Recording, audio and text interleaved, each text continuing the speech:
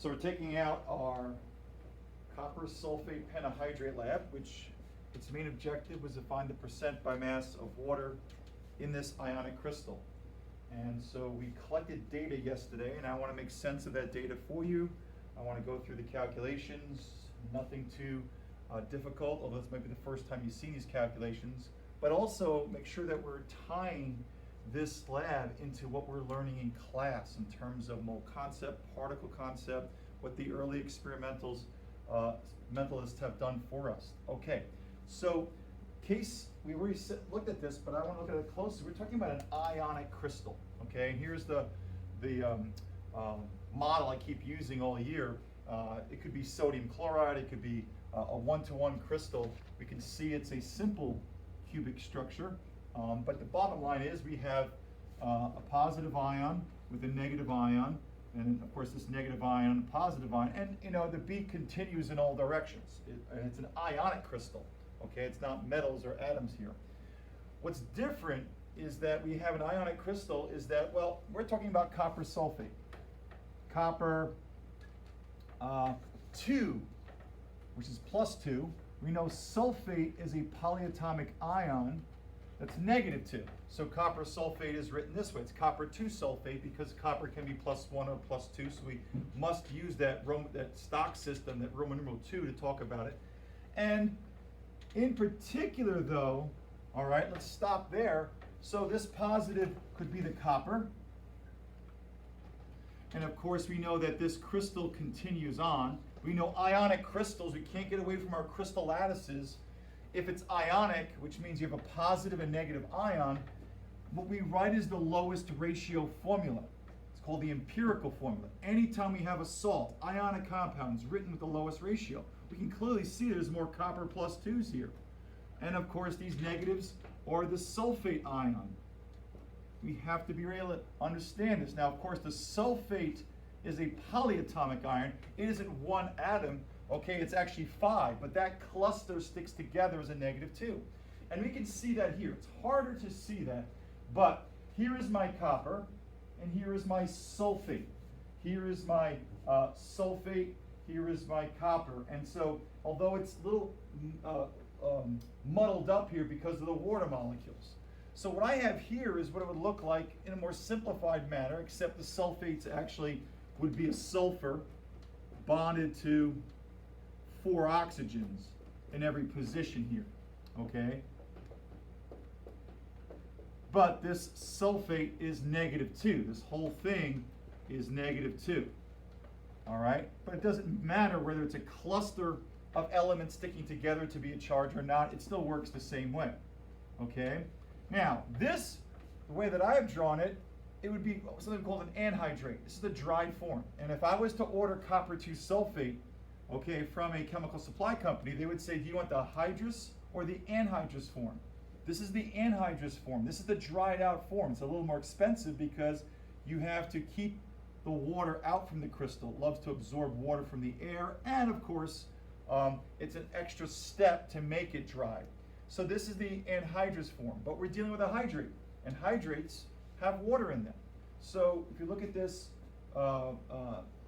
view of a 2-dimensional structure that tries to show 3 dimensionals in this crystal, we have these water molecules. And it's kind of confusing because they're showing like a bond here, a stick, when in fact these are maybe attractive forces. We'll talk about crystal field splitting.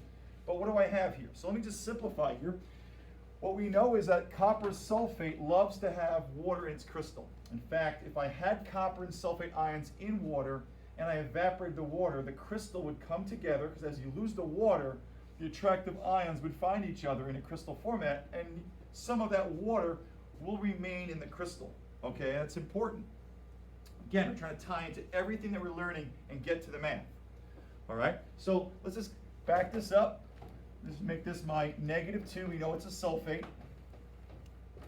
Okay, and what do we have? Well, we have water molecules that get in the crystal. Okay, and in particular, copper is +2. It's pretty small. It loses 2 electrons, so it gets even smaller because the protons outnumber electrons. But we're going to have the negative part of the water surrounding this in the crystal. And so oxygen and hydrogen are smaller elements, So water can kind of fit inside the crystal, kind of like an interstitial alloy. It's not an alloy at all, okay? But what we have is 4, look at this. 1, 2, 3, 4 surround the copper. And then there's one more, okay, that kind of fits in between another copper. Notice, so there'd be another one kind of in here probably, and again, hard to draw this, but there's another water inside, in between here, between the coppers, and maybe this being positive, the negative end would be here, and this H would point to the negative 2's here. Remember, the H is the positive part of water. And I know I have this kind of in the way here, and I'm trying to draw it the best that I can. So the water, smaller molecules made of smaller atoms, look how small hydrogen is, okay? So it can fit inside, and what they do is they attract molecule ion attractions, okay? Bottom line is, for every one copper, we know in the crystal there's 5 water molecules. And so we have what we call a hydrate formula, okay? And we know, based upon what Joseph Proust have showed us, if you have a compound with a chemical formula, now again, he didn't have chemical formulas, but Joseph Proust showed us through his experimentation that, hey, compounds, and he didn't know what chemical formulas were or didn't really discuss atoms, but his research supported the idea that they are atoms, because when you take a compound and find the percent by mass of something in that compound by getting rid of it, driving it off, in this case drying off the water, we know that the percent by mass of that missing element or compound, okay, is always constant. The percent by mass of water in this crystal is always going to be constant. If we're starting with the pure compound and it's not in the dried out form, it's always going to be the same. Why? Because there's always the same ratio of atoms or molecules in the compound. Chemical formulas were built on the idea of law of definite proportions.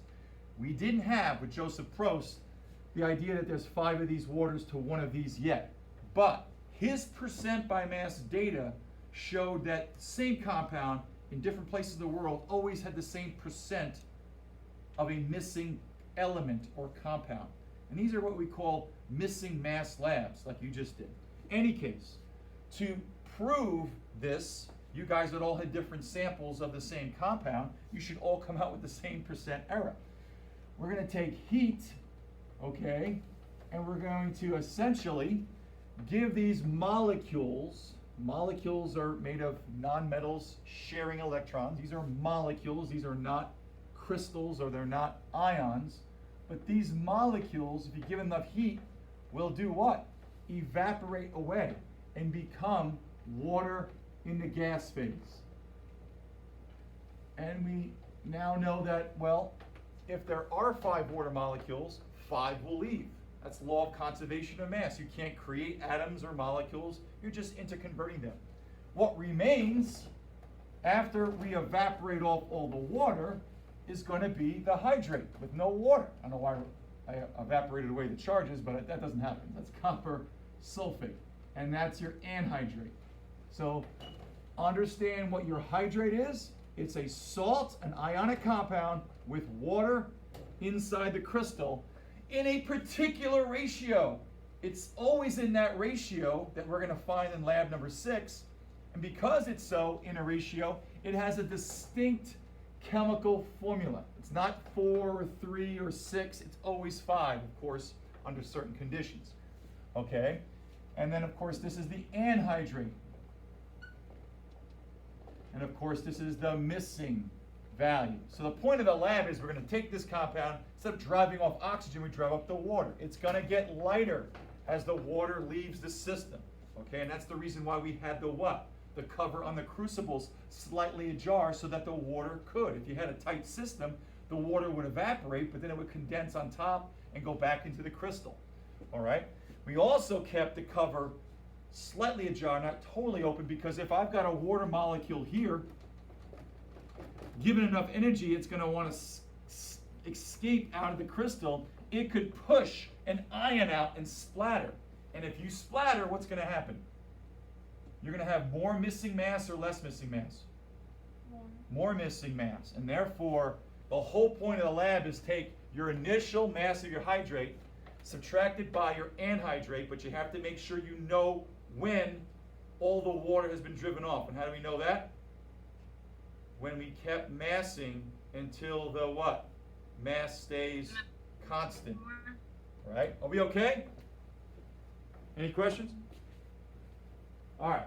So if we splatter some out, we're going to have more missing mass. We'll talk about that in the errors. Okay, let's continue on with how to calculate this. And this should be straightforward. Okay? I want to give you the background. All right, so let's get rid of my model. Everyone's tired of it. They don't want to see my ionic structures anymore. Too bad. All right, so let's go to the data page. Now, you all have different data than me, but, okay, let's see what we got here, just to make sure we're on the same page and there's no issues. Okay? We'll talk about chemistry issues, okay? I have Emma here today, so we know that's going to take a long time to go into other issues. Now, let's go. Mass of our crucible and cover. All right, whatever that might be. Okay, so for me, I'll make this easy. I'll make the crucible cover 2 grams. You don't have that. Now the hydrate, we added some in, so I'll make this easy for me. I added a gram of it, so this thing got heavier by a whole gram. So it got heavy. You subtract out your container, including the cover. Obviously, for me, I got a gram of the hydrate. When I subtract, party people, careful. You always do what? Round to the least number of decimal places, so don't lose a decimal place there. Now, we're going to heat a few times. Okay? Why do we heat? Because we're going to make the anhydrate, the dried compound. But we don't know. It's not going to tell us, hey, Mr. Grotsky, we're done. All the H2O is left. It's not going to tell us. So we got to verify that all the mass is missing, so we keep heating until it dries. So we have this 3-gram system. After the first heating, it goes, let's say, 2.88 grams. Hey, it went down. Remember, I'm connecting this value here. And then I heat a second heating. It goes to 2.60. Let's say 2.50 for me. I'm making these numbers up, okay? You should have this, whether it was virtual or you did in class. And then eventually, I do a third heating, and it goes to 2.50, and it didn't change. That screams to me that I have driven off all the water, okay? So now I am at the fact that my crucible cover and anhydrate are 2.50. Next step. Now you can do this 2 ways. I want the mass of the anhydrate, because this is the important guy. This is the mass of my crystal starting, and I want the mass of my anhydrate. Anytime we do an experiment with a missing mass lab, I want to know the before and after, because I have to calculate what's missing, okay? So it's not that difficult. So this is important for me, the mass of my hydrate. So get the anhydrate, I'm going to subtract away the crucible and cover. So I know the crucible and cover for me was 2 grams, so I'm going to subtract away 2 grams from 2.50. That's pretty darn easy. Number 7, the mass of my anhydrate for me, okay, is going to be 0.5. That's my anhydrate. Again, this is the mass of my crucible cover. It's 2 grams. This thing got lighter from 3 to 2.5. Obviously, again, it went down and stayed constant. Subtract out the container because I have the crucible cover. That was 2 grams for me. So obviously 2.50 minus 2 gives me 0.50. Now I have my anhydrate. Okay? And I'm going to write it here to make life easier. So the mass of my anhydrate, which is the dried compound, okay, for me is 0.5. Okay. Now, some people did their percent error with the mass of the anhydrate. Now, my example doesn't work so great, but I need the mass of my water. If my anhydrate is 1 gram, the mass of my anhydrate is 0.5 grams. What's the missing mass? Of course, party people, all right? Of course, it is going to be 0.5. Now, again, I can't say enough that this is the law of conservation of mass, all right? And I know it's easy, you can see it, but I want to make it clear as day, unless it's a foggy day, okay? All right? But I want you to see clear as day that, hey, this was My hydrate was 1 gram. I can do this. My anhydrate now is 0.50 grams. Well, plus what? Well, that's got to be 0.50 grams. It's that easy. Law of conservation of mass, Antoine Lavoisier. What does that suggest?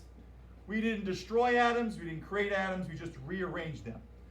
And of course, the water was left as a gas. Okay, now party people, let's continue on with our calculations. What is the percent by mass of my hydrate? Okay, well, percent by mass, okay, is very simple. It's a part over total times 100. The part that I care about is the water experimentally. I found the percent by mass of water to be 0.50 grams, and I found the mass of my total hydrate to be 1.0 grams. I picked easy math, and of course, times 100, that gives me my experimental mass to be 50%. What does that mean? 50% of the entire mass of that compound is due to water based upon my experiment. You guys should have gotten something close to 36, 37, 35, depending on what you did, okay? Now, some people got this wrong because they had the mass of the anhydrate. Now, my example's poor because the hydrate and the water were the same, all right? But in any case, make sure you get that. So we have the mass of, we have our experimental. Okay, so what is our theoretical? What would be the theoretical? And let's see if you handle this at home if you tried, all right? But let's go through the theoretical. The theoretical in this type of chemistry, and we call this type of chemistry analytical. Analytical chemistry is the chemistry where we actually find the chemical formulas of things using mole concept and particle theory. It is the chemistry that exploded once we had that 1859 conference where we took Avogadro's hypothesis to fill in the boxes to get an idea of what the chemical formulas were. So analytical chemistry is determining what is it, what's it made of. We still use it in crime scene investigations. We still use it for all types of investigations. Point is it first started in the late 1800s, but it all uses mole concept. So we have the experimental, but we need the theoretical. The theoretical is going to be based upon the chemical formula that we know. Okay, so we have copper sulfate, copper 2 sulfate, pent for 5, pentahydrate to make it sound nice. That is my chemical formula. Now, if you notice, it's not a molecule. It's an ionic compound, so we're using an empirical formula. Some of our problems at home will be using molecular formulas. Those are the formulas that exist in nature for things that are covalently bonded. Okay, but we'll talk about that in another problem. So this is our chemical formula of our hydrate. And to find a percent by mass,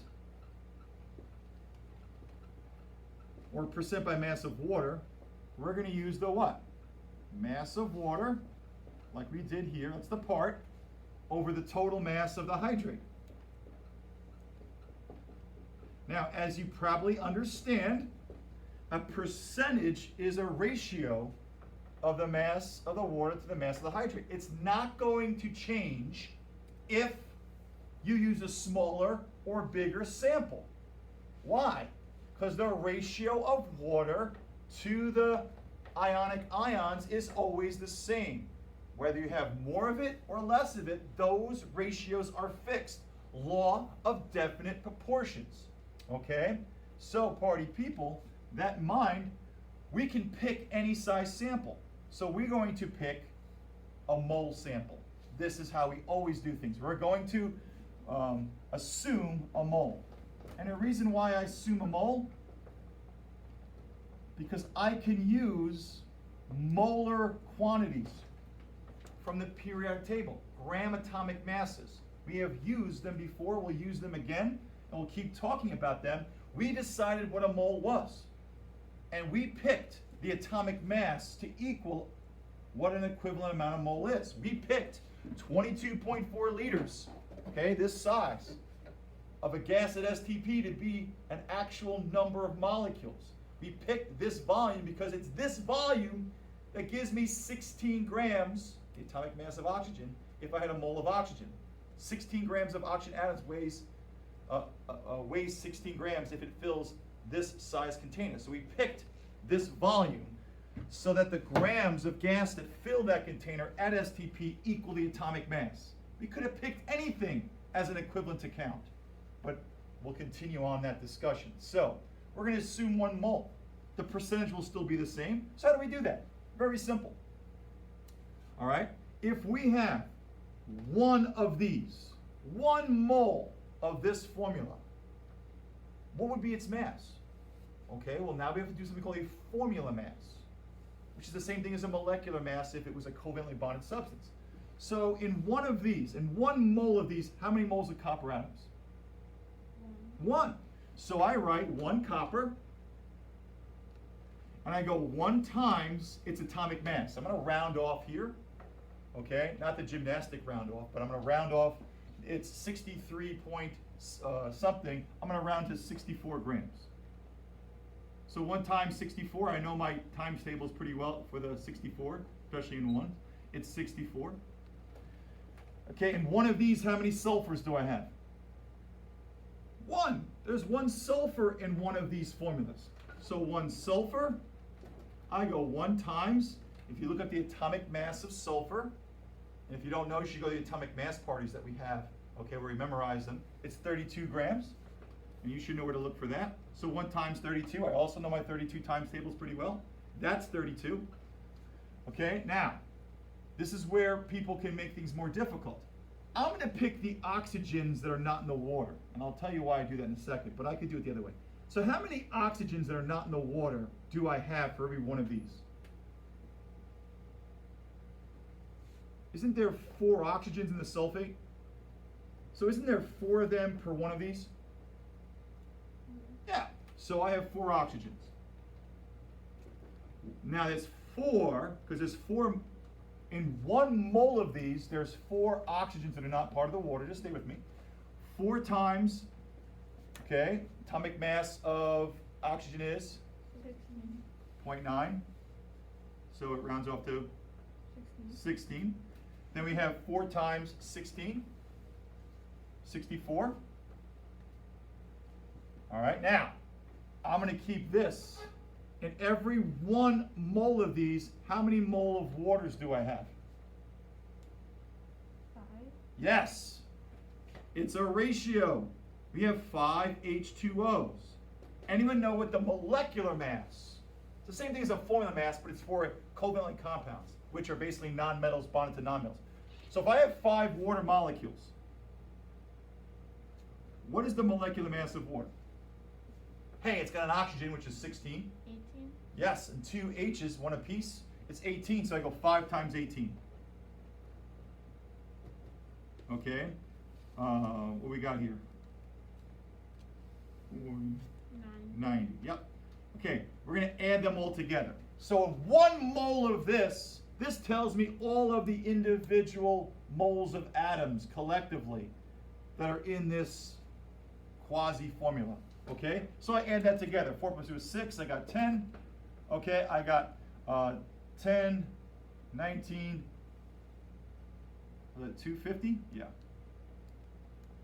15, 18, 24, yeah, 250. So what is that? That's 250, those that can't see, it's 250 grams per 1 mole. We're going to assume 1 mole. So there it goes. So that goes down here. So I know that the total mass, if I had 1 mole, based upon my periodic table, my mole concept, is 250 grams. Okay, what's the mass of the water? Theoretically now, using the formula and the atomic mass as a mole concept.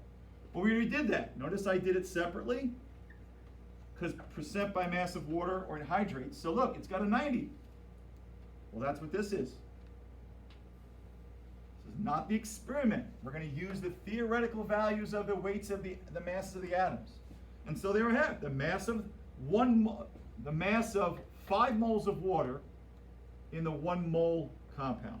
And some people have problems with this. How can I have 5 moles of water in 1 mole of this? Easy.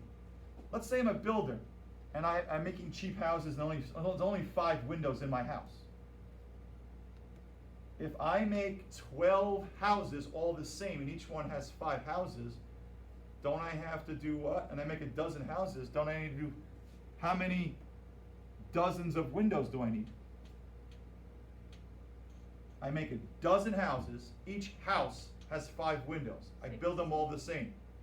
So if I build a dozen houses, don't I need 5 dozen windows? Right, these are the parts, okay? So that's how that works. Any case, 90 divided by 250, and of course it's a percent by mass, so I times by 100 equals what? 36%. So the percent by mass of water, theoretically, is 36%. And what did we do to get there?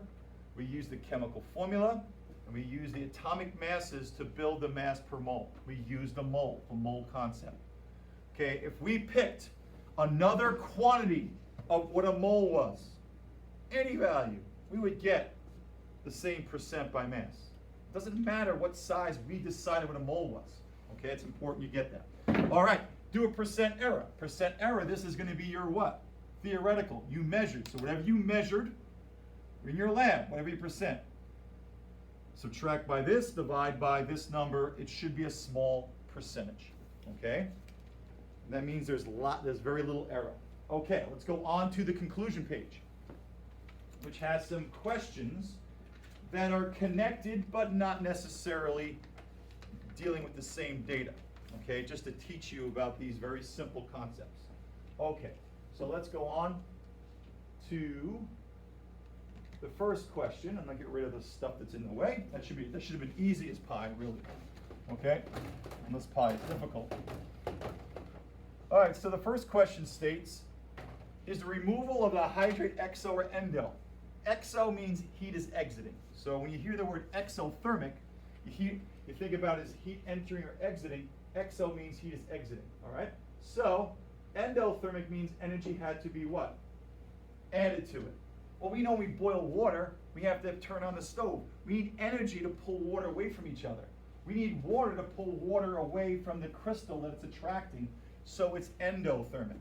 It's an endothermic process because it needs energy. So if we were to put the heat in the equation, we'd put it here. And the explanation is very simple. Energy was needed to separate the water molecules from the ions. They attract the ions. That's why they're in there. They have a negative end and a positive end. And the positive end attracts the negative ion, which would be over here somewhere. And this negative end attracts the positive ion, and the positive attracts the negative. Okay, so that's that. What accounts for the color of the hydrate? Where have we seen a blue-green color before? Copper solutions. I've been showing them ever since September. And we're going to learn that the color of the hydrate is not due to the water.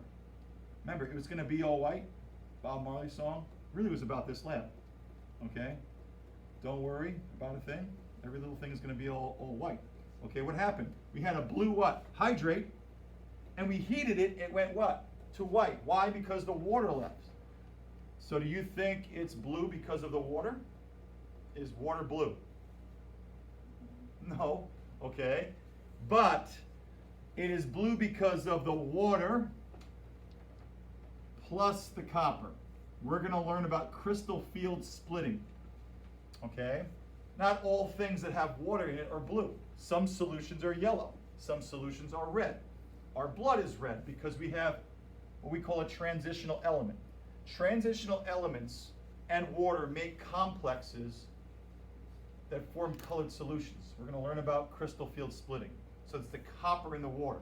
Once you take away this water that's interacting, and we'll talk about this crystal field splitting, this thing can't absorb parts of the wavelengths of light. In fact, all light now, there's not going to be no absorption. We'll talk about that. But again, it's the copper interacting with the water. Okay, and that's what that is. Okay, so that was just something we're going to connect with later on in the course. Okay, so next question, and this is a little math question to have some fun with, but it's not very difficult now that you understand the procedure of a missing mass lab. So I have a 9.9 gram sample of a hydrated salt. Hey, that's my hydrate. I've got 9.90 grams of a hydrate. It's heated to a constant mass. We kept heating, massing until the mass didn't change. So now it's 6.60. What is this? What do we call this salt that has the water driven off? The anhydrate, correct. And because of what Antoine Lavoisier found, the mass of my reactants have to equal the mass of my products. So clearly the difference in mass is due to the water lost. It's all about the water. So 9.90 minus 6.60, what's that? 3.30 is the missing mass, and that is our water.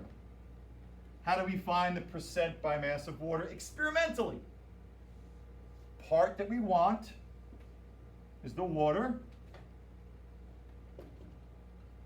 over the total mass of the salt, 9.90 times 100. And maybe you've seen this, 3.3 over 9.9, isn't that a third? So that's going to be 33% in this example. Pretty simple. All right. Okay. Let's continue on. Now, the next question is more like a what? More like a mole concept question that we've been kind of... All right, so number 4, we have another kind of mole ratio question. Again, it's everything we're talking about is particles and ratios of how many atoms, how many formulas we're using. Remember, formulas, of course, are important when it comes to ionic compounds. There aren't an exact number. So in any case, let's write our formula here of sodium carbonate. This is another example of a hydrate. It's sodium carbonate. CO3 is another cluster of polyatomic ion. We have a dot here and 10 waters. And what this means, for every 2 sodium ions and 1 carbonate ion, there are 10 water molecules. So this is the formula, the empirical formula. You can't have an exact molecular formula. A molecular formula is the exact number here, okay? But for an ionic compound, you always have the lowest ratio. So here's the question. How many moles of water are in a quarter, 0.25 moles of sodium carbonate, penta for 10 hydrate? So it's very simple. If I have 1 mole, which means I have 1 of these, well, we know it means more than just 1 of them. It's actually 6.02 times 10 to the 23, but it represents some number. Let's just make it equal 1, since we use that large number to count quantities of stuff that makes sense for us. These guys are so small, but let's pretend we can forget the mole is 1 of these. In 1 of these, how many water molecules do you have? 10. There's 10 of these in 1 of these. I know some people have trouble with that, but if you were to build a house that had 10 windows, and you're going to build the same house over and over and over again, for every 1 house, there's 10 windows. If you build a dozen of those houses, you will need 10 dozen of them. That's how it works. Okay, any case, it's a ratio. So for every 1 of these, there's 10 waters. Well, if I have a quarter of these, don't I have a quarter of 10? And a quarter of 10 is 2.5 moles. If you don't like that, you can say for every 1 of these formulas, there are 10 water molecules. Okay, and you could say, okay, how many of these water molecules, moles of them, do I have if I have a quarter or 0.25 of this compound? And you solve for x, or just do what we just did, and we get, of course, 2.50 moles of water molecules. Okay, bottom line is, it's a 1 to 10 ratio. All right, and not more I can talk about there. Number 5, again, we're talking about how many of these formulas do we have, and then how many of the parts, the individual atoms. Another way to think about this is how many moles of oxygen atoms are in 1 mole of the hydrate. So in 1 of these, how many O's or oxygen atoms do you have? Well, from the carbonate, we have 3 oxygens. Just put 3 there. Confuse yourself to 30. And then, important, in the water part of the hydrate, we have 1 oxygen per 1 water, but we've got 10 of them. So 10 times 1, we have 10 oxygen atoms. So we have a total of 13 oxygen atoms in one of these formulas. Well, if I have a mole of this, I must have 13 moles of oxygen atoms. Or 13 windows per house. Or 13 moles of windows if I have a mole of houses and all the houses are the same. Okay, so it's a ratio question. Okay, number 6 is that box question that we saw when we were dealing with building chemical formulas. And so the box question, we have something called empirical and molecular. Remember, ionic compounds are always the lowest ratio. We're never going to count exactly how many ions to get the actual number of a crystal. We're going to use the lowest ratio, okay? And it works. So the empirical is the lowest ratio. But it's important to realize that we're dealing with phosphorus and oxygen. Those are small atoms, upper to the right of the periodic table. They're not going to be ions attracted to each other. They're going to share electrons in covalent compounds, and they're not always going to exist in the lowest ratio of ions. They're going to exist in exactly how many atoms they need to share the electrons to get stable. For instance, hydrogen peroxide is H2O2. That's the exact formula of this molecule. Hydrogen and oxygen are not metal and nonmetal. They are nonmetals and nonmetals, both small, both attract electrons and fight for them and share. And it looks like this. An O bonds to an O, bonds to an H. We'll talk about the structure when we get to bonding. But that's, I call it the eyeglass molecule. But in any case, that's the actual number of atoms in this particle, or as Avogadro said, molecule. It's a particle of 4 atoms. And it stops there. It doesn't repeat like a crystal. So we call it a molecule. All right? But in lab, if we're discovering H2O2, you need to understand that we would only find the lowest ratio of atoms. Hey, 50% by mass of oxygen, 50% mass of, however percentages you get, we're always going to work down to the lowest ratio. Okay?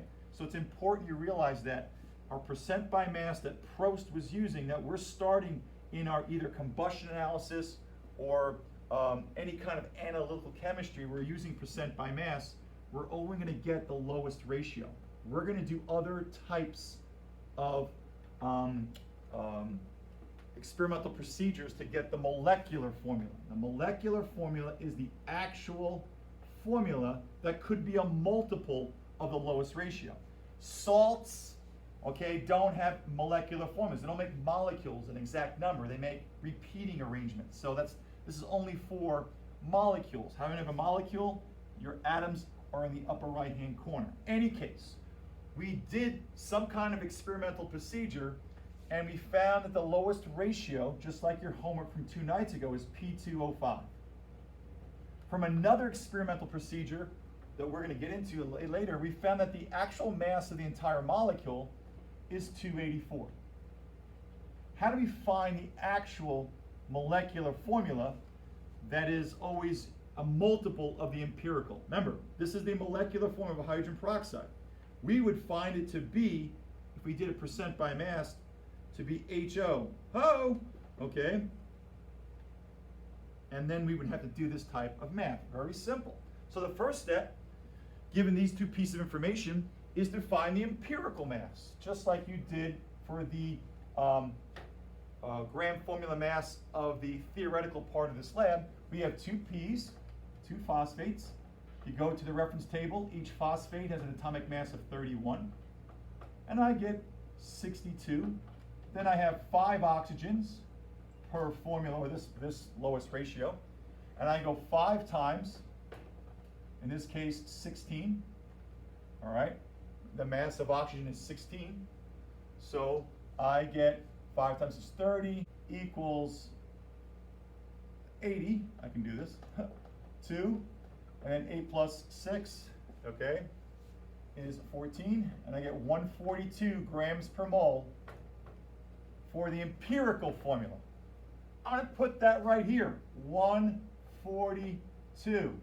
Oh my gosh, look at that, 142. 284 is the actual. It's a multiple of 2. Just like H2O2 is a multiple of 2 of the lowest ratio. So what's the formula? Well, if it's twice as heavy, we times the formula by 2 times. Hey, this P has 2's, so it becomes P4. Hey, it's 0.5 times 2, right? It's 0.10, and that's the answer there. Okay, so a lot of implications, but molecular are 4 molecules which are bonding in a different way. They're not ionic compounds. Everyone knows that glucose is C6H12O6. Carbon, hydrogen, oxygen.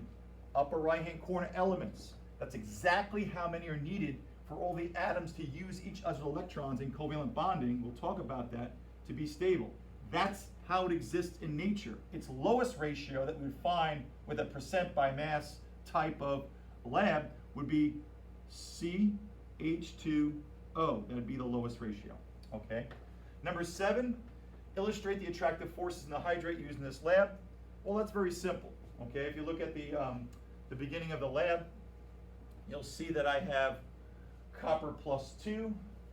The negative part of water surrounds it, and of course, the negative ion would have the positive end of water surrounding, and that's very simple there. I don't think they'll do that. So errors. Let's go over errors real quickly. Errors in the lab. Okay, number 1. This was a missing mass lab. In this lab, we started with a hydrate, and we drove off all the water. We verified that by constantly remassing. Now, you should have gotten a very low percent error. Okay, this is a very simple, straightforward lab. It's very easy for us to remove the oxygens. We don't need a lot of heat to these attractive forces, so we're easy to do that. Now, why would we have a percent error? Well, number 1, there are some things we couldn't control for. Number 1, if you notice, we put on the crucible, all right, we put the crucible with its cover slightly off. Okay, and here's my crucible. Okay, and there's a reason why we put the crucible slightly ajar. Okay, and you can see that there it is. All right, and we kept it open so that the water can leave. We wanted to leave the system. All right, so we had to have an opening. We covered it, okay? We covered it, all right? We covered it because we knew that some of that water could break away from the crystal. So my picture, which should be up here, which is not, the water is not inside the crystal. It could push some out and splatter some of the salt. So if we have water inside the crystal, so think of my crystal right here. If I have water locked inside and I give that water enough energy, it can explode out like a popcorn and push some of these ions outward and splatter the crystal as the water explodes or evaporates out. By the way, popcorn pops because water is going so fast inside the enclosed shell of protein shell of kernel, it pops through that. Any case, same thing. So if we've got some splattering of the solid copper out of this, which I suggest most of us would have some, okay, we couldn't eliminate that part of the procedure, and that's a procedural thing, then we understand that some mass on top of water was missing. So we have a greater, larger increase of mass than expected because of probably some splattering that occurred, even with a little opening. We had to have an opening, but we covered it mostly to try to eliminate the splatter, and I'm sure there was some. Also, again, there's not many errors here, the copper sulfate pentahydrate, I've been using this for a couple of years now, okay? Which means it's open. It's open to the environment. Every time I open this up, some of this copper sulfate pentahydrate is exposed to possibly dry air. Who's to say that some of those water crystals that are locked in our hydrate evaporate off over time? I'm sure they do. So I would expect us to be actually under, because the chemical has probably lost some of the water molecules. Also, the purity of the compound. Who's to say this is 100% copper sulfate pentahydrate, copper 2 sulfate pentahydrate? Maybe there's some impurities in here that are reacting to give us an increase of mass or decrease in mass. And those are the basic errors. Please try to think of more and put that together, okay, in your conclusion. I hope that helped.